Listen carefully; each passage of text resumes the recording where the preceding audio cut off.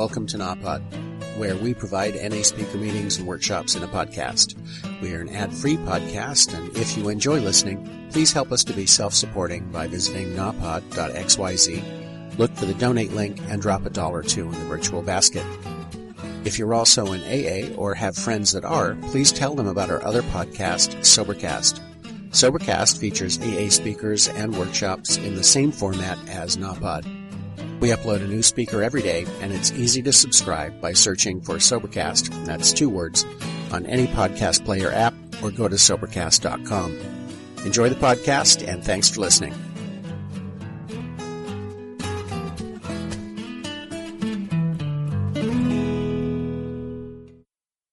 Going to be Marie.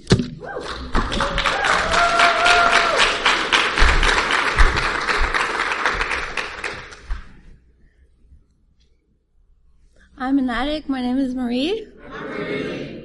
Hi. There's a lot of people. I need to say at first that I am French. It's my second time speaking in English. So please bear with me if I'm looking for my words, if I'm nervous, or if I'm freaking out a bit. I might need to pray for a second. So my subject is surrender to win. And I've been asked to speak a week ago, and I've been thinking of how am I going to explain what is surrendering to me and surrendering. And I've looked in the dictionary for definitions of surrender and surrendering, and I came to a conclusion that basically surrender for me is something I need to do many times in my life, only to come in here to speak to you guys tonight. You know, like I had to surrender to my fears and surrender to my higher power and just give it up and let him give the message that needs to be spoken tonight. And if I can help one of you tonight, my job will be done. So I'm gonna just tell you my story, how it is, and I'll try to point out as the best that I can how I surrender for my recovery. So I come from a family of 8 kids. So my mom remarried, my dad remarried. I have a wealthy family, so we never ran out of money or food. So I'm very lucky for that. But we did ran out of love and care. As a child, I couldn't be close to my mom. The closest I could be to her was on the floor. She wouldn't tell me she loved me. She wouldn't touch me. She wouldn't care for me. She was just paying for me. So I think that's where it started for me as an addict, or I had this, I don't know how to say it. I was lacking love and attention. So as a little kid, I would do anything I could do for you to love me. I would talk really, really loud. I still do sometimes. I will take a lot of space. I still do sometimes, but hey, you know.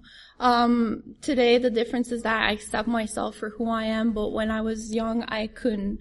And that's how I got in, that's how I arrived in life, and that's how I was equipped to deal with life and go on in life. So, at a very young age, I would get involved with the wrong crowd, the wrong people, the wrong guys. I would always do everything for you to love me, like I said, and I met the substance really young, and I left home really young as well. I started partying and skipping school to go and use, and it started with the light drugs and alcohol, and then it went to the harder drugs. And when I met my drug of choice, I also met a boyfriend of mine that was a dealer. I was 15, and I left home, and I didn't know nothing about life. I just knew that I wanted to party, and I wanted that man to be in my life, and he was doing drugs, so I was doing drugs as well. And that's my using journey that started. So at 15, I met my drug of choice, and from 15 to 25, I used that drug every day. And it was easy for me at first because I always had it. We always had it until we got into debt and that we couldn't pay the bigger person on top of us, you know. I was lucky though. I always managed to work or go to school and come home and go to bed, because I think since I had a boyfriend, I think I was lucky enough to come home to him, and I didn't have to go deeper in my using, you know. But what I had to give to keep using is my self-care, my self-love, my self-esteem, my health. I got really, really sick. It started with nose damage. I went to the doctor and he was like, oh, well, you have holes, and I'm sure anybody in here can relate to that. I got home that day and I'm like, oh my God, I tell my partner, I'm sick, I have holes in my nose, I can't use anymore. And half an hour later, I had the pusher knocking on my door, you know. I went to a point that I started losing everything, and I started losing myself. And for me to know, like the shock to know what the drugs were doing to my life, on the spot it was a horrible thing, but half an hour later my addict was there and he didn't give a fuck, of my health, you know. All he wanted was to me to get high, and that's what I would do. And I don't know if any of you have been in a relationship with your drug of choice, but it's so hard. Like, one day I would be like, okay, tomorrow we're not using. And the next day you would be like, just a little bit. I would be like, oh, okay. And then the next day would be him that would be like, okay, tonight we're not using. And I'd be like, fine. And I would be the one coming home with the drugs, you know? And, I used to say that I was a different addict. I was different than all of you because I would get up in the morning and I would go to work every day. I didn't lose my job. I did not pay my rent. I always pay my rent on time, you know, but I was asking my mom for money for food, but it was really for food, but my money was going for drugs. So that's how my addict lied to me throughout my using, to like tell me that I was okay, I was better, because I was using just a little bit every day and I would go to bed, but you were using a lot every weekend. You know, you had a problem because you would spend $500 in the night, but I would just spend $100 every day. I was a lot better, you know?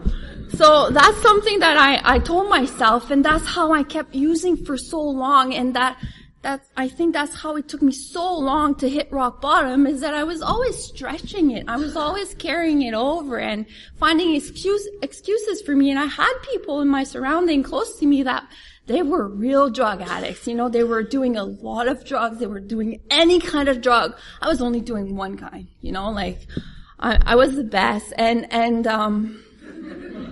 yeah, for real. And then I started, like, my family started pushing me away, because at one point they didn't know what to do anymore. And they were saying I was lying. I was saying I was not, because the money they would give me was really for food.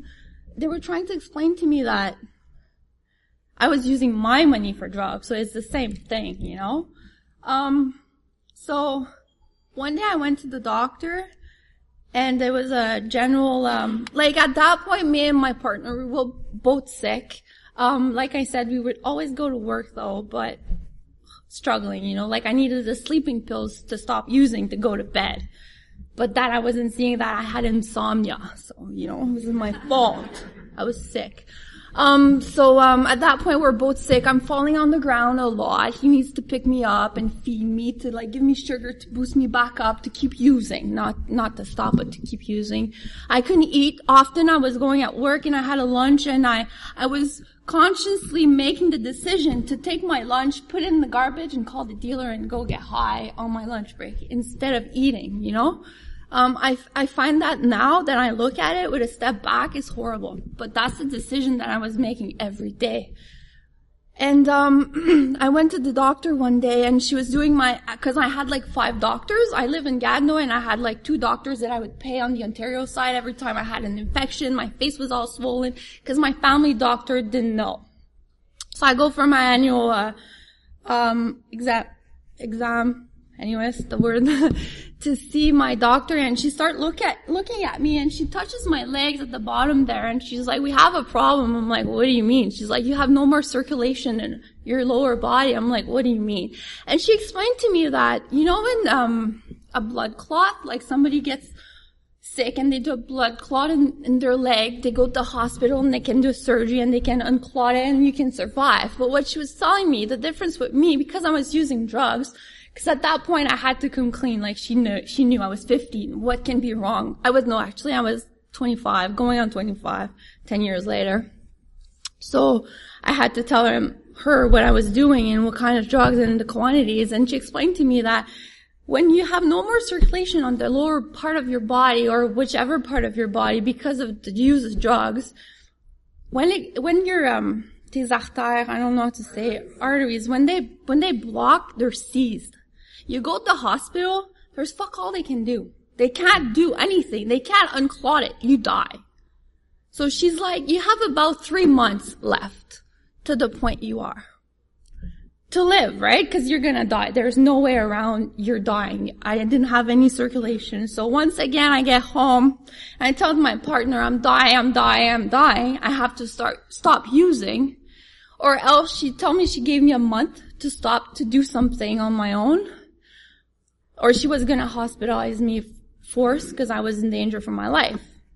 So I get home, I'm gonna die. Half an hour later, I'm using again. And at that point, I realized I had given up. I had given up on living. I had given up on surviving. I had given up on stopping to use. I had given up on myself. Anything and everything, I couldn't care less. All I wanted is to get high, to not feel.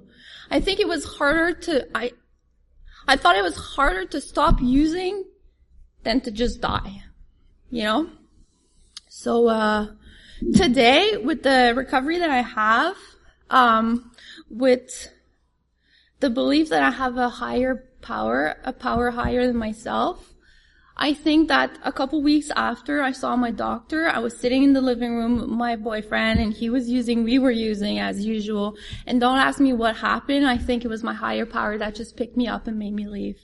I just stand up and I left. I didn't say a word. He found out about 4 hours later. It was really hard after being in a relationship for 4 years and building your life with someone for 4 years. You need to save your own. You need to walk away, right? And when I walked away that door, I didn't know if that person wasn't gonna die. So that was pretty hard on me. But, I did, and I went and I used so much that night, but that's what it is, you know? And the next day I knocked on my mom's door and I asked for help. And she agreed. So I moved back in with my mom at 25. And they're like, you need to go to meetings. I'm like, what are you talking about? She's like, NA meeting, because I never heard about it before. I did like some sort of therapy a little bit before that. I went twice. It was the one that you can stop gradually. So every time I would go, I was high. So it didn't work at all for me. I was sitting in therapy and I was shaking because I was so high, you know, like, what's the point? So she's like, you need to go meeting. I'm like, no, Mom, I can't go to meetings. It's not gonna work. I can't sit in the room full of fucked up people that I'm not, because I have a job. And I went to university high and I succeeded. Listen to them talk about drugs. I'm gonna get out of there and I'm gonna want to go get high. So my mom bought it because she's not an addict and she doesn't know what it is, you know. She doesn't know any more than I did at the time. So it worked for a little bit. So I told my mom I had stopped using. I was lying. I was still using, but I was using only at work. So I had to stop at around 2 to be able to get home and eat at 5. You know, like our parents normally eat. Normal people eat. So I had to not use to be able to get home and eat. So it worked for about a week. And then, of course, the addiction was stronger than me, and I couldn't control it, and I bailed on dinner. And she knew it. I was sitting in my car, and I didn't want to get out. I was just using in my car. It was stronger than me. And so she let the one time slide, because I'm an adult. There's not much she can do. And she doesn't know what to do. So I go back to work, and the next day I slip even further. But that time I'm like, I overdid it, and I'm hiding in the woods somewhere. And my sister, his boyfriend, his mom, is married to a member of Narcotics Anonymous from somewhere in the States, and he happens to be in town, so they come and pick me up, and they talk to me to go home, and they talk to me a bit about Narcotics Anonymous and what it is, but I'm closed-minded. I don't have a problem. I can control it. I was doing it fine for a week, you know? So, but he brought, a week, yeah. But they brought me home, and when I got home, it's funny because at the time I didn't see it like that, but now I don't know, they kind of did a little intervention on me. So all my family was there and they were all outside, at my mom's house. And And I think that one of the reasons that made me want to stop, because at that point I wanted to stop using, I just didn't know how. And I thought that using half of what I used to use would be okay. Is my sister got a little baby, it's Jeremy, and I remember when he was born, I was so high I couldn't even hold him in my arms, and I promised that I wouldn't be high, and I was, And when I got there, he was newborn. He was a little small, and the first thing I did, I was ashamed, so I went and I picked up Jeremy and I took him in my arms and I went back in the house to avoid everybody, right? Because that's what I do. I'm an addict, so I don't want confrontation. I don't want to talk about my problems. I certainly don't want to admit what I'm doing, But it didn't work, so my sister followed me in the house and she grabbed the baby and she said, no, this is it. Like, you either go to meetings. She handed me a list of meetings. It was a Sunday night. She gave me a list of meetings and she said, you either go or you're out. Like, we can't deal with this anymore. It's too hard on everybody. So once again, I think it's a higher power that held me up to do that move that day. Cause before, that would have been just an excuse to run and use more. You're rejecting me? Fuck off. I'm going to get high, But I jumped into my car and I drove to my first meeting. It was discussion meeting, and on the French side, it's mostly speakers. So it was a discussion meeting, and I remember I was probably green. I was like 90 pounds. I had my hoodie on my head, and I had my sister on my phone, and she talked to me until I crossed the front door. And as soon as I got into the room of Narcotics Anonymous, there was a young girl sitting in the circle, and she just said, come over. So she pulled the chair for me. She says, sit down, listen, you're not going to understand half of it. It doesn't matter. There's one important moment for you at the end, and it's the newcomer moment. Please get up and go get your key tag. That's all I'm asking for you. So that's what I did. I sat there and I listened. I didn't understand a freaking word that was said in that meeting. I don't remember none of it, but I stood up and I went and got that key tag. So I think that's the first time that I surrendered. That's the first time that I surrendered to my addiction, that I surrendered to my family, that I surrendered to myself, and that I was admitting first off to myself that I was an addict, that I was dying, and I needed to do something about it. So I didn't stay clean, but what I did though, I went to a meeting every day from that day on, and every day I would get up and go get a key tag. I would relapse every day. I would use every day at work. That was my last little struggle. I would eat at night. I would make it on time to eat dinner, but I would still use again on my lunch break. And, but the woman's, because woman came to me, and I was very lucky. That woman came to me in that first meeting, and what they told me is, you're not going to understand, but just keep coming back. Keep coming back and keep coming back and keep getting up and pick up your key tag, and one day you're going to feel that it's enough.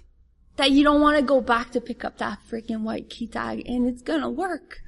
So I'm like, fine, that's what I did. So I did it. I went every day and I was crying. I was so ashamed to go back every day. It was like failure day after day.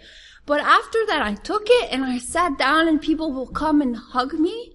I needed so much love and attention and affection when I got into those rooms that it at one point it worked, like I kept coming, and it was funny because my mom, she didn't know much about NA, but she's like, hey, so how come you're always coming back with a white key tag? So I'm like, oh, Mom, the first 30 days, you always get a key tag. Every day. So I kind of bought my way out of my first 30-day relapsing every day. And then when I really got my 30 days, my orange, I came clean and I said, ha ha ha, I got you. But anyways, it was too late because I had it. I had my 30 days. And, so that's how I got to, Narcotics Anonymous. I had a relapse. Relapse hurts. I've learned the hard way that, in my recovery, I'm the most important person. In Narcotics Anonymous, the newcomer is, but in my recovery and in my life, I'm the most important person. I met a guy at 15 days clean.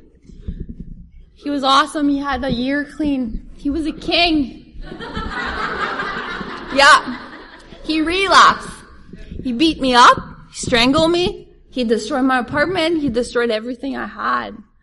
But I kept coming to meetings, so I stayed clean during that time. You know?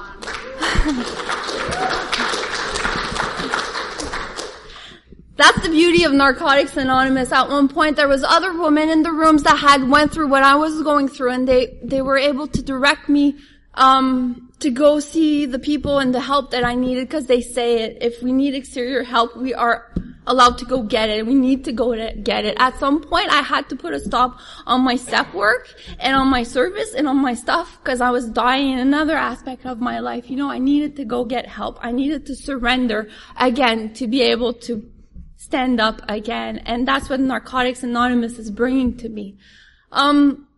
Service. I love service. When I got clean, like I said, I needed a lot of affection. I needed all the attention from all of you. There's this meeting on the Quebec side in Gatineau. It's the Friday night meeting. Everybody dress up. It's so fun. So I did, I don't know how to say it, l'accueil. How do you say it in English? Greetings at the door. I was on my top notch. At the door, and people were coming back in and out to give me some hugs. It was awesome! It was awesome! I would get off work, run home, do my hair, and that every Friday I was there, the first person at the door, and the last one to leave, but hey, was I getting enough attention, you know? Like, it was awesome. So, at another point in my life, I didn't want to be touched. I didn't want to be hugged. I didn't want to be talked to, because I was hurting inside, but I needed to come to meetings, and I made it clear to people. And people in the rooms respected me. They respected what I needed and what I could and could not give, you know, at that point.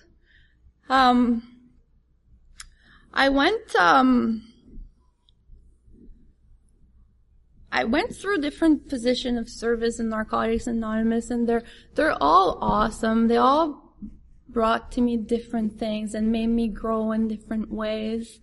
From grieving to secretary in a group, I've learned that once again, my recovery is the most important thing in my life. I had to remove myself from that position because I was in danger for some reason. That area wasn't safe for me anymore, so I had to put humility in my recovery and in myself, and accept the fact that I had to go do service somewhere else and not take it as a failure, you know. Then you can do service in the big thing like Orkna, which is also awesome.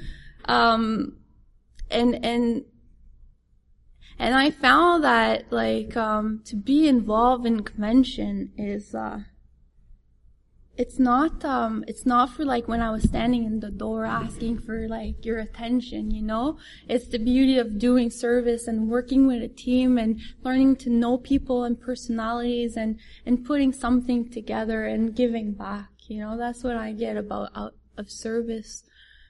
Sponsorship. I had sponsors since the beginning of my recovery. I had to change a couple of times, and it was hard sometimes. I've been rejected too.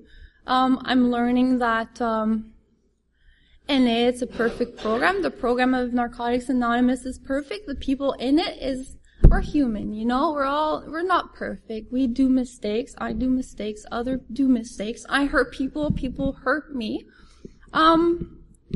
And it's about finding the right person. How much time do I have? 15 minutes. And it's about finding the right person for me. And this time I'm so blessed. I'm so grateful to have found the sponsor that I have. I can go to her to pretty much everything. Right now I'm dating someone outside the rooms, and I don't know if some of you have tried that. It's hard. Man, it's hard. I call my sponsor sometimes and I'm explaining this and that to him, and he doesn't understand. And she takes the time to explain to me that I'm so lucky to be in Narcotics Anonymous because I learned to talk about my emotions. I learned to set boundaries. I learned to tell people to show people how they're gonna treat me now. I don't let people treat me the way they want to and then be a victim in that, you know? And sometimes I think, and I'm like, man, am I so lucky to have all that? Like, this guy, he's gonna take a long time before he gets all that, you know? Like, man. No, but it's true. Like, there's luck in every bad luck, I think. I was lucky to have a couple sponsee, and that was hard, I found, at the beginning, because I'm a saver. I want to save everybody. I want you not do what I've done. Like, don't get in a relationship. He's not a god because you have a year clean, you know? Like,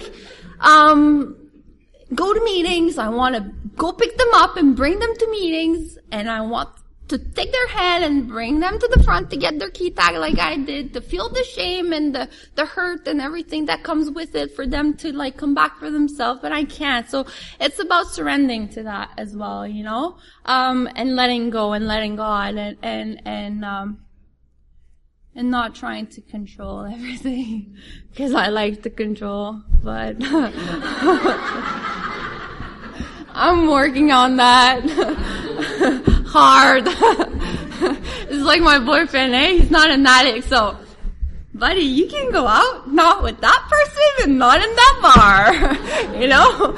Yeah, that's me wanting to control, but, so that's what I find hard about, sponsoring. I just want to be a saver. I don't want people to hurt. I don't want them to do the same mistake as me.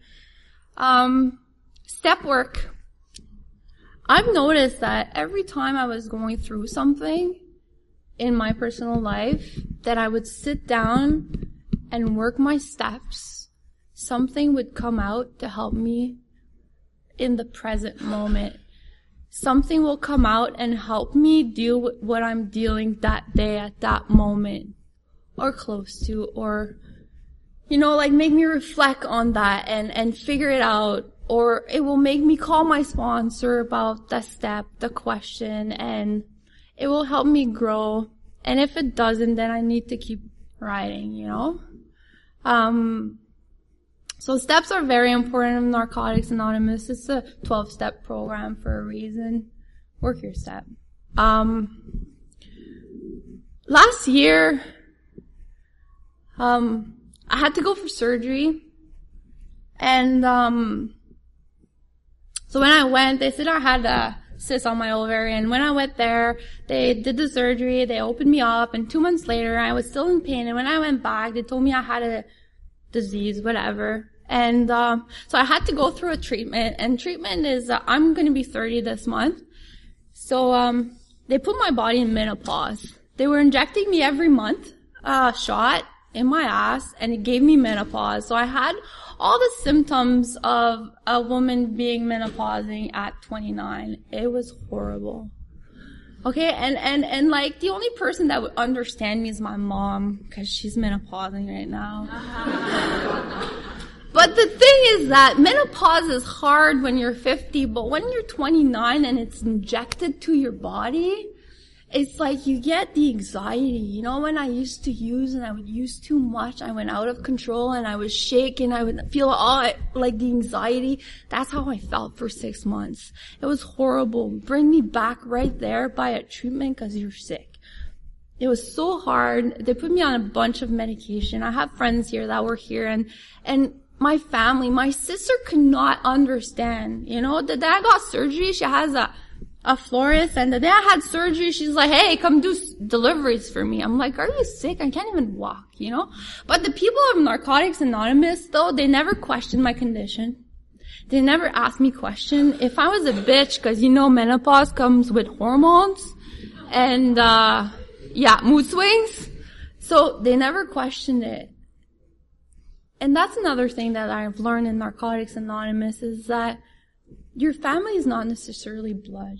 Your family is where you feel comfortable and where you feel like you don't have to explain everything. Sometimes I would get in the meeting. It was the middle of winter. I was sitting on a chair. I was half naked. I was so hot from the hot flashes. You know, like I was pissed off for everything and everybody would just give me a hug. I love you. I love you. I love you. You know, that's the beauty of Narcotics Anonymous. After I did that treatment, I went back to see the doctor this year in January and, they told me that the treatment didn't work. So it was all back. And my first reaction was like, fucking treatment, shit, stuff didn't work. I was sick like a dog for nothing.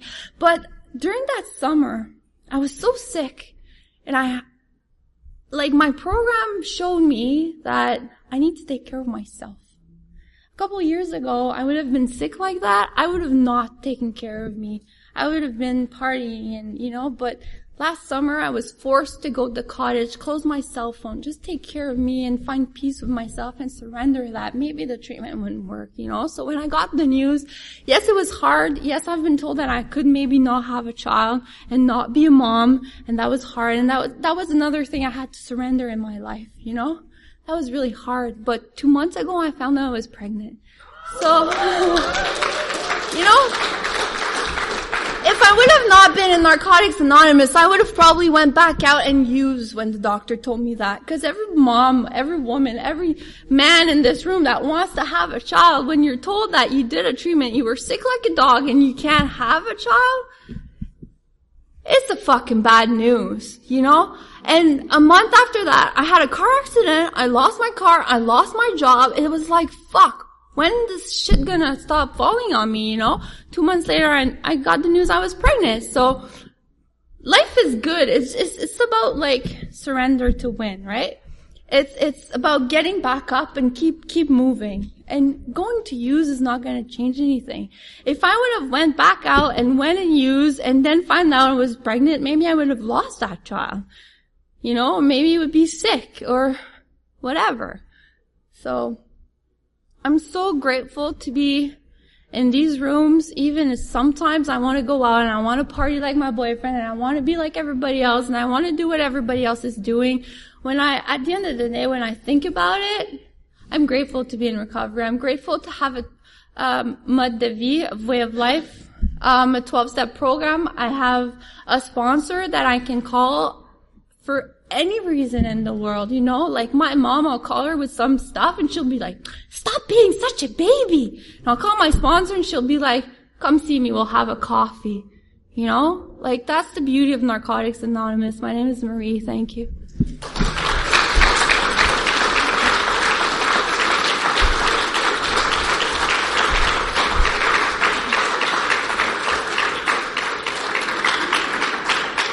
Thanks, Marie. And our next speaker is Merideth.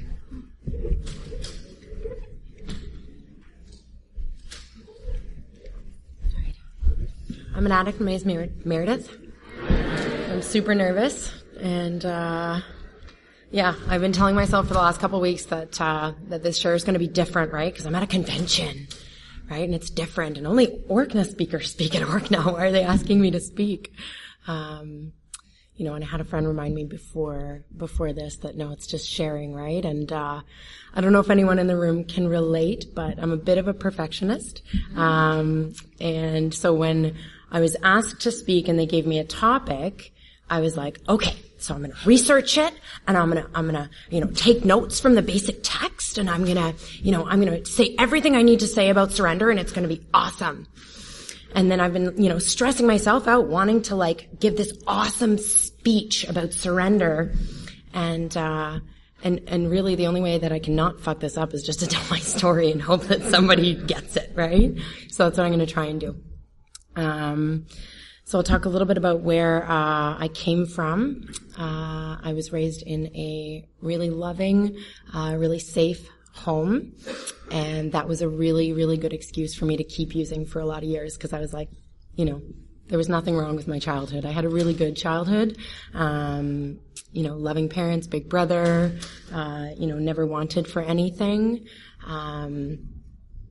But looking back in step work and in reflecting with my sponsor, I can see how, I can see that I've always been an addict, right? There's always been, this void that I've been trying to fill with other stuff. And so it started with attention and being different and special. And that was the thing that I sought outside of myself to make me feel whole. And I tried, food and promiscuity and, all sorts of stuff to fill up that void inside me until I found dope. And so, I'm an addict. I've been an addict for a long time, even before I found the dope. And anyway, so I grew up in a really loving home, and, I just need a second. Yeah, and nothing was ever like really good enough. You know what I mean? Like, I was always trying to find that thing outside of myself that was going to make me enough. And I'm still prone to doing that today. But luckily this program, provides me some tools so that I don't do that, as often or as hard or in such dangerous ways, right?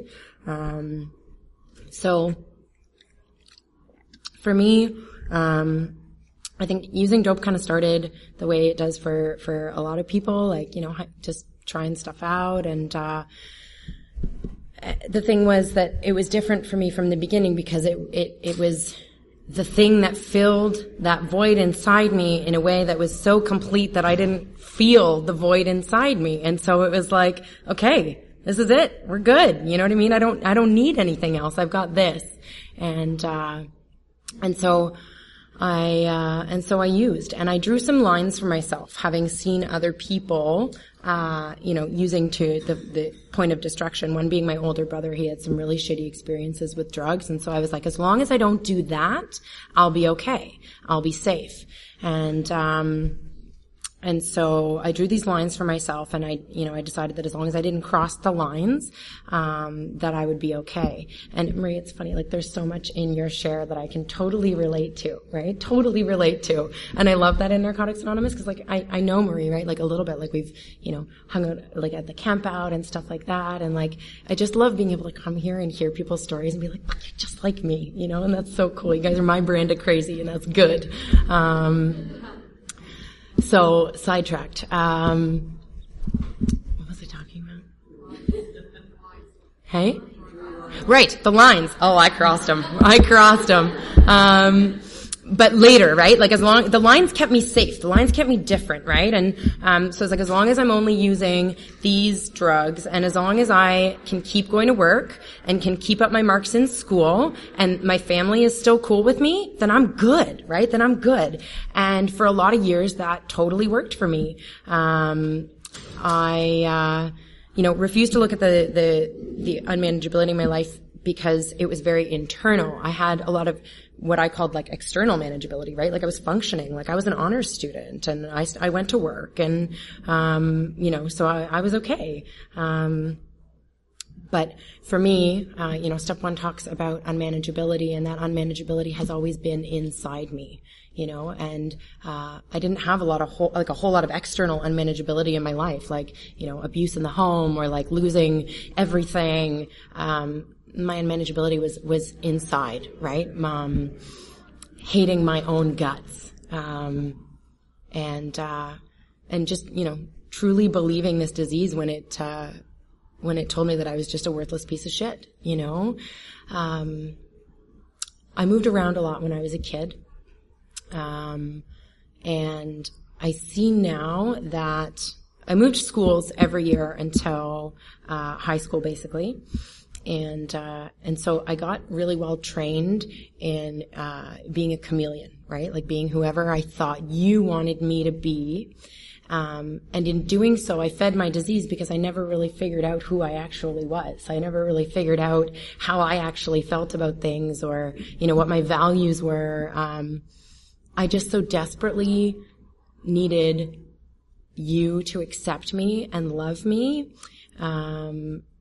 And I just never learned how to do that for myself, every year I learned, right? I was like, okay, so that didn't work last year, so I'm going to start new at this school, and I'm going to try, I'd go in and I'd observe, and I'd, be quiet for the first little while, and then I'd just like burst forth and be like super awesome, and everybody would love me, because it wasn't just that I had to be accepted, I had to be special, and I had to be different. And I still struggle with that today.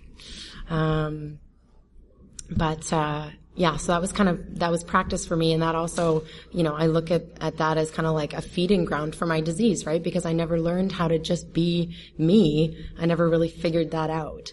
I'm starting to do that slowly but surely through the help of the steps and a loving sponsor in this program. But it's something I kind of missed out on in my earlier years. So without very many coping skills, I had all this, external manageability, and so I was, doing well in school and going to work and stuff, but I was really used to getting to start over, right? Because for so many years I had gotten to, be a different person every year at a new school. Nobody knows me. I'll be somebody else. I moved back and forth between Toronto and Ottawa a couple times too. And then I went to a drama high school, so I got to literally like hone that skill and practice it, right? And then, I moved around a little bit in Ottawa and I remember one night sitting on my porch. It was my last year of my undergrad, and I had this kind of like foggy inkling that somehow this was different, that my classmates weren't sitting alone on their balcony at, 5 o'clock in the morning, just one more before I go to bed, just one, like, I was just like, I don't know that everybody else is using like this. I don't know that everybody else is doing what I'm doing, right? And, so I had this little inkling, and then it was, that was it. That was all. And I decided that, maybe things would be different if I went away. So I decided to go to Australia. And so I did, and I went and I enrolled in a master's program there, and I left, and I was like, you know what? I'm not gonna do drugs anymore. I'm just gonna go, and I'm gonna be a different person again. And 2 weeks. I got 2 weeks in, and I found the people, right? I found the people. And I kept using. But it was getting worse because I was starting to see more how it was impacting my life, right? Because like I'm in this beautiful country, like as far away from home as I could possibly get without coming back. And, all the other international students are off on a trip, but I already spent all my money, right? On dope and alcohol, and I can't afford to go. And that started to kind of like, I could kind of start to see that like, that's not normal, and I manipulated the shit out of my parents, for money because, I'd been doing that for years. I have a raging sense of entitlement, and, they took care of me, right? They've always taken care of me. They've always bailed me out. With the best of intentions, right? Because they love me. And so I just kind of believe that I deserve that. And so being in across the world, I realized like I can get so much more out of them because they're fucking terrified that I won't make it home otherwise, right? So, lots of things happened while I was over there, like how many times I got robbed and like, oh my God, not the case. But yeah, I, just classic addict behavior.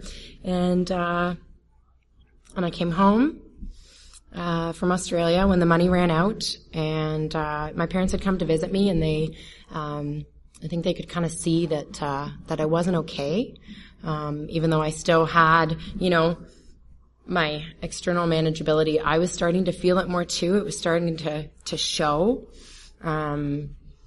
I was really unhealthy. One of the manifestations of this disease for me is eating disordered behavior patterns, where it's like, the extremes, right? Because us addicts were extreme, right? It's like severe deprivation or like way overconsumption, and there's nothing in the middle, right? And so I was treating my body really badly, and I was really unwell. And I think they saw that, and so they kind of drew the line. They were like, no more money. No more money. You have to come home now. And so I came home, and I was not very happy with myself because, don't you know, I wanted to do all these things while I was over there, and I didn't. And basically, my bottom was a 4-month period between getting home from Australia and, lying in the fetal position alone, with locked doors, not being able to stop sobbing and wondering, like, I'm a relatively intelligent person, and the disease was so loud in my head that I was actually convinced that if I drank a bottle of bleach, it would cleanse the shame from the inside out. Like, that was a real plan for me at that point, you know? I was really just fucked up, and I was in a lot of pain, and, my life on the outside didn't look that bad, but I had started losing things, right? And I crossed those lines because all those years, in my teen years and early 20s, and then going into traveling and stuff like that, I stuck with my boundaries around what I was going to use, because that kept me safe, right? And when I got back and shit started to fall apart, I crossed those lines, and that scared me so much, because I had stuck to them for so many years that I was like, oh God, what next? What fresh hell is possibly waiting for me if I'm willing to do this now? And then I lost some things. I got sick, and I put myself in really dangerous situations, and as a result of that, I was planning on running again, because, it worked so well for me the last time. I was like, okay, yeah, insanity, do it again, see if it works differently this time. So I had landed myself a job in Honduras, and I was going to go teach at an international school. And 2 weeks before my flight was scheduled to leave, I went to see my doctor to sign my medical certificate, and she refused. She said no. This woman's known me since I was 11 years old, and she said, no, I'm not signing shit. You're not going anywhere. You need to do something, And, I was devastated. I was full of despair. I hated my own guts. I was lying to my parents so that they wouldn't have to see me, because I just couldn't stop crying. And then I stopped going to work, and at this point I just crossed all the lines, right? Like, my relationship with my family, the work, you know what I mean? Like, everything it was like, okay, well, I'm a mess. And my higher power is loving and caring and kind, and sent somebody who knew me, just enough to get me in the car, off the floor and into the car, into a meeting of Narcotics Anonymous. A dear friend of mine who got clean 6 months before I did. And she took me to a meeting, and I was high, and I cried the whole time. And I'm pretty sure I said, I think I'm an addict. And I went home and I got high, but I was like, I gotta do something, And I did. And for me, because of, my patterns in my life, I was like, I'll go away somewhere and get better. So I did. I went away to treatment. And for me, that was, what I needed, the distance and the safe place. Cause I wanted to come here and I wanted you guys to tell me how to get high without all the other shit. I didn't want to not use, right? So, there's some people in this room who might remember, how are you feeling? I want to get high, fuck you, for the first little while. And I'm really grateful that I had a safe place, where I didn't do that. And they brought me to an NA meeting every single day. And I went to an NA meeting every day for the first 5 months. Man, what a ride. I came into Narcotics Anonymous and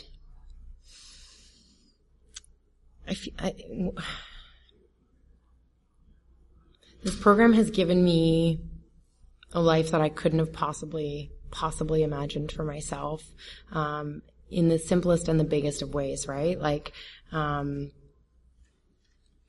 kind of like myself today.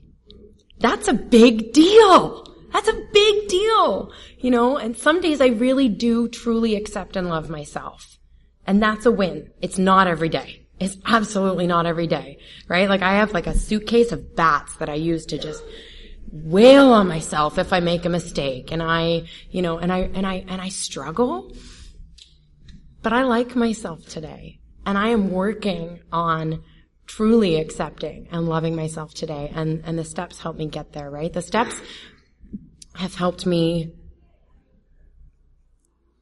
not just stay clean, right? Because I could have stayed clean and stuck around and still been the same person and kept hating myself, right? Like, I hated myself for a reason. I needed to change, right? Absolutely everything. And so, I'm in the process of doing that.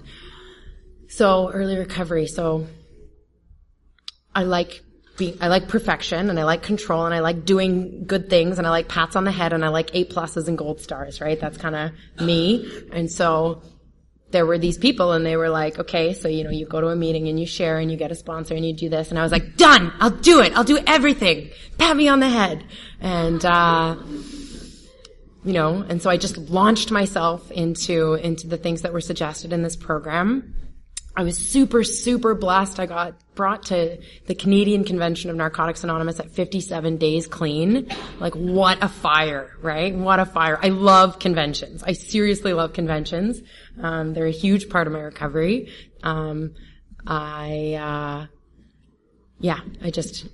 This weekend's gonna be great, guys. I'm really excited.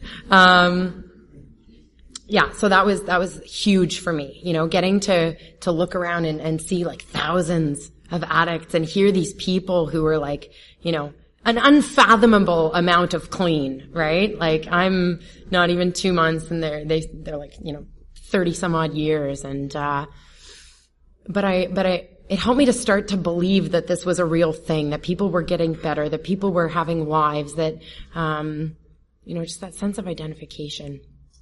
I don't know. It's the empathy and the sense of identification that I find in Narcotics Anonymous are one of the greatest gifts of my entire life, because I walked around for my entire life, just not feeling truly ever a part of, or like I belonged anywhere. You know what I mean? Like, I was always trying so hard, but I never really fit, and I never really stuck around long enough to know. And like, I fit here. I belong here. Like, picking up the basic text and bursting into tears because I'm like, somebody wrote that book for me. It's about me. And I still feel that way when I hear people share, and I'm like, God, I can relate to that. I too want to control everything. And that's painful. It sucks.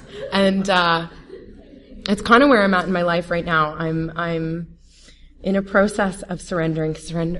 Like everything in Narcotics Anonymous for me is practice and process. And that's impossibly difficult for me because I want perfection and I want immediacy, so practice and process to me are like, why? But I'm practicing, and, it's not pretty. It's not pretty a lot of the time. You guys get me, and I have a sponsor who gets me, and not only does she get me, but she shares who she is with me so that I know that I'm not alone, and speaking of launching, right? Like, so they told me, do all these things, get a sponsor. So, I asked the first woman who I thought would be a good sponsor for me to be my sponsor, and she said no, and I was devastated, right? I'll never have a sponsor! I'm too difficult, nobody will ever love me! And, not the case. So I asked a second woman, and she said no, and the whole process again, right? And I'm like, and comparing is a big struggle for me, and so I'm like, they all have sponsors, and I don't have a sponsor, and I'm different. And then this woman walked into the treatment center. We had speakers every Friday night, and she spoke, and I was just like, no way. That's the one. And I like just attacked her after she spoke. I'm pretty sure I didn't even ask. I said, sponsor me. And she was like, whoa, we gotta talk about that. Got trust issues, back up. And she's been my sponsor ever since, and I feel really blessed to have that, right? Because Narcotics Anonymous is teaching me about longevity in relationships and commitment and being vulnerable, and allowing myself to be vulnerable enough to be seen by another human being. And it really helps when that person is willing to do the same. And I think that's one of the most beautiful things about this thing is that we do that together, right? It's not me standing up here and telling you all about me and you guys are all going to be like, ooh, she's crazy, and not tell me anything, right? You're going to share with me too. So, step one, powerless, unmanageable. Yeah. So, I'm pretty good today at, I'm pretty comfortable saying, I am completely and utterly powerless over all dope, right? All drugs and like mind and mood altering chemicals, right? Accepting my powerlessness over addiction is more difficult for me. 'Cause addiction is this disease that is just like in all areas of my life, right? Like it's not just the dope, it's my thinking and my perception and my sense of proportion and my inability to put things into perspective and proportion. And so I have to practice surrendering every single day. And sometimes I'm saying the words by rote and I'm not really giving it up. I'm not really turning it over. I'm not really, and sometimes I do, and there's this blissful moment of like, and then something happens. I'm like, yoink, I'll take that and I'm going to control all of this. Some areas are more difficult for me than others. My work, my career, I have a really hard time surrendering to the fact that I don't know what that's going to look like, 6 months, a year, however long from now. And so I have to keep practicing, and remembering that it is a process and that I don't do it once and it's all done. Because that's how I've done everything my whole life, right? Like, I'll try it. I want to do it perfectly the first time. I want to get it done. And if I don't do it, fuck that. I'm out. I'm not doing it, right? I don't want to make mistakes. I don't want to be, less than. I want to get it right, or I don't want to do it at all. And so having to fall flat on my face and get back up like so many times around the same issue, sometimes I have a really hard time with that. And that's where this program, steps in and gives me a relationship with a sponsor who says, yeah, me too. That's hard. You're going to get through it, and that's why I have a home group where I go and I can just be a mess, and they'll just hug me and, check in on me all week too. How cool is that?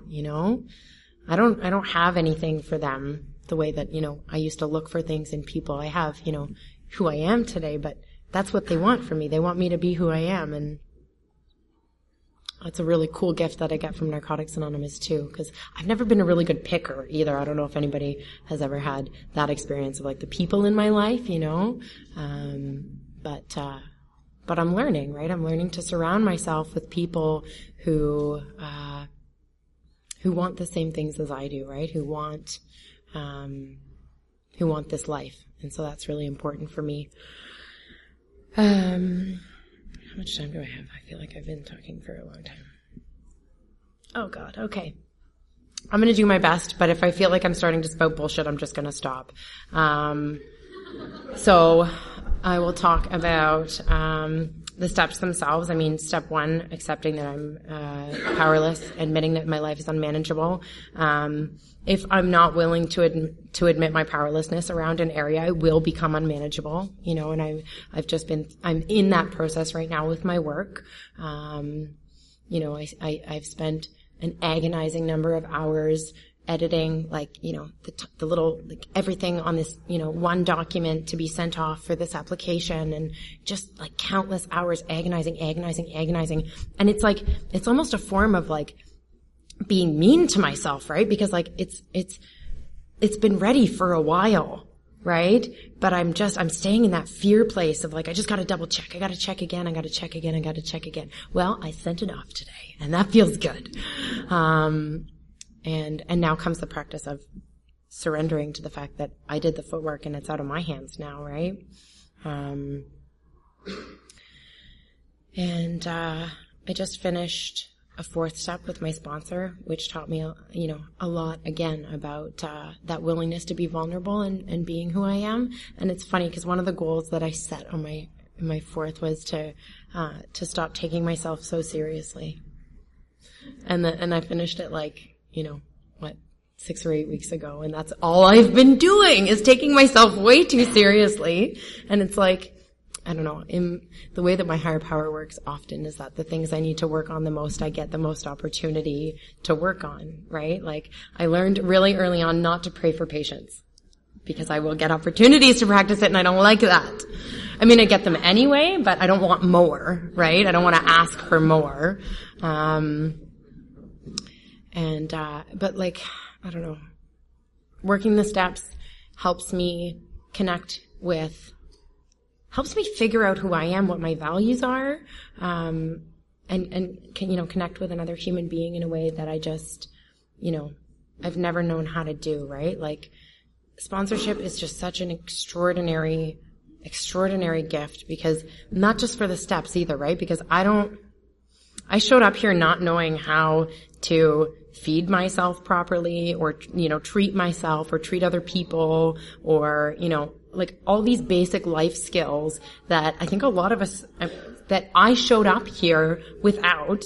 And I found this person who, she's not a guru. She's just been through the process of figuring out those things for herself. So she has the capacity to help me do that for me, and, very similar to what was shared earlier in, the relationship of being a sponsor, is a huge area of learning and growth for me, because I want to control it, and I want to tell you what to do, and I want to fix it, and I can't, right? And it's a beautiful, frustrating, painful area, where I get to practice surrendering, and trust comes in there too, right? Because, like, I'm not that powerful, right? I'm not that important. I'm not that clever. Like, my way is not necessarily going to work for another person.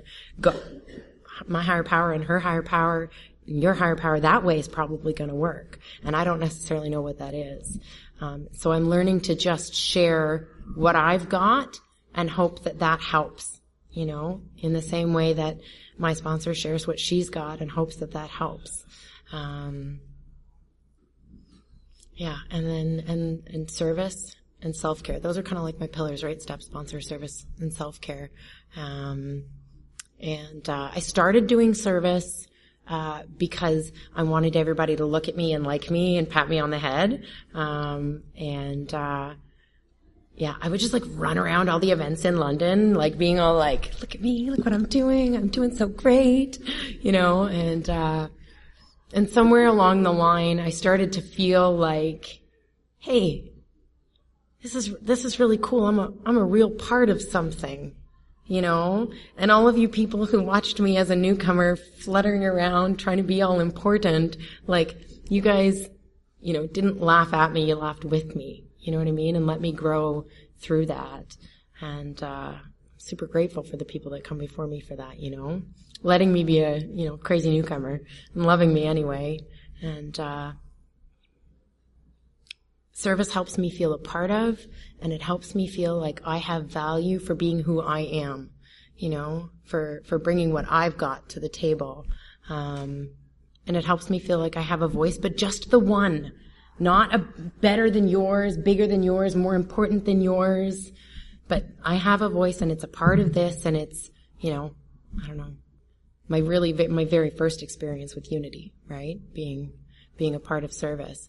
And I'm not perfect at it. I still sometimes want to be all like, hey, look at me. But I'm working on it. And self-care.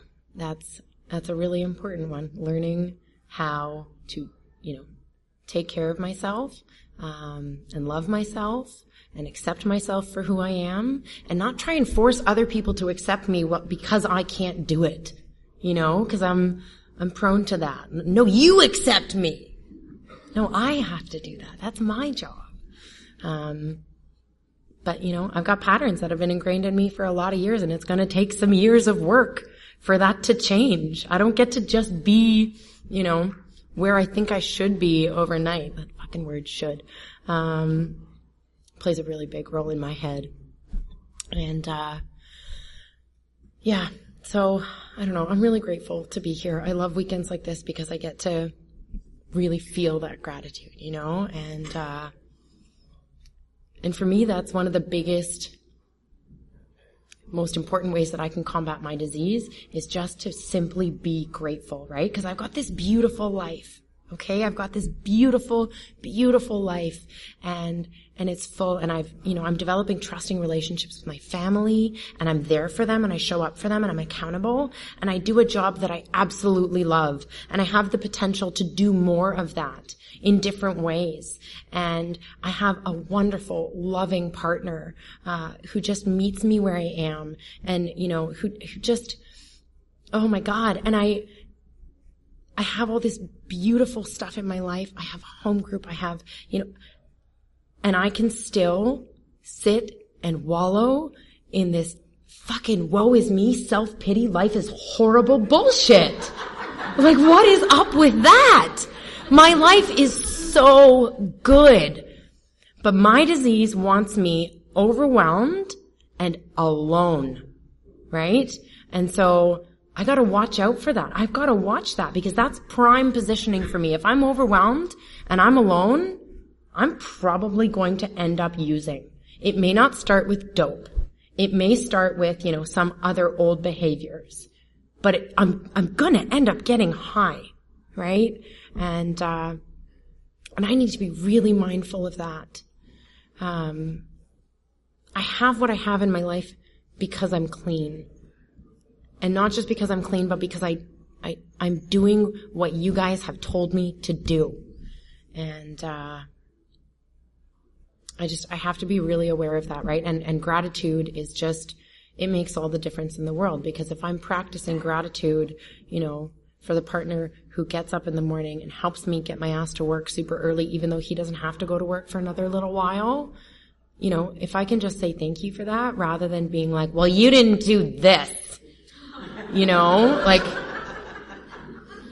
Look at what I do have. You know what I mean? If I can be in my job and loving what I'm doing in that moment rather than being like, but I'm not where I thought I should be yet. I go to this place where it's back to this place where nothing's enough, and that's my disease. And it's really effective in my head, when I don't talk about it. When I'm not being real about how it's making me feel, and that's why I need other people, right? Because I'm not always conscious of it for what it is at that moment. I need you to be a mirror for me. I need you to help call me on my bullshit, right? Because I don't spot my own bullshit right away, if at all, right? I need you to help me see it so that I can do some acceptance around it. And so I need to show up at meetings, and I need to share honestly, and I need to write honestly in my step work, and I need to talk to people. And practice some gratitude for what I do have rather than focusing on what I don't have. Cause it's maybe not that I don't have it. It's maybe either that it's not right for me and I just don't know that. And I can practice some acceptance and surrender around that. And have faith and trust that this higher power who has brought me here for all the reasons that I came here, I haven't yet been led astray to the point where, I've died or I'm here. I've been brought here, but somehow I forget to just trust that I'm also being brought somewhere else, that I'm being guided somewhere else, that I don't get to know what it looks like, but that I'm going somewhere, and it's probably going to be better than I think it is, and it's probably going to happen sooner than I think it's going to, too. Classic. So I have lost my train of thought, which I think means I'm finished. Thank you so much for letting me share, and have a wonderful convention.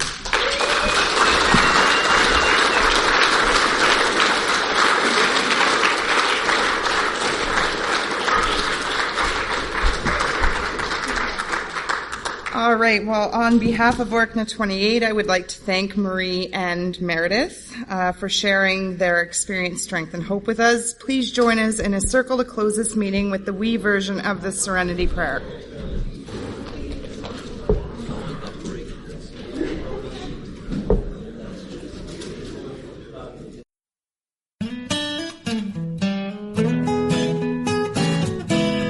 Thank you for listening. I hope you enjoyed the podcast.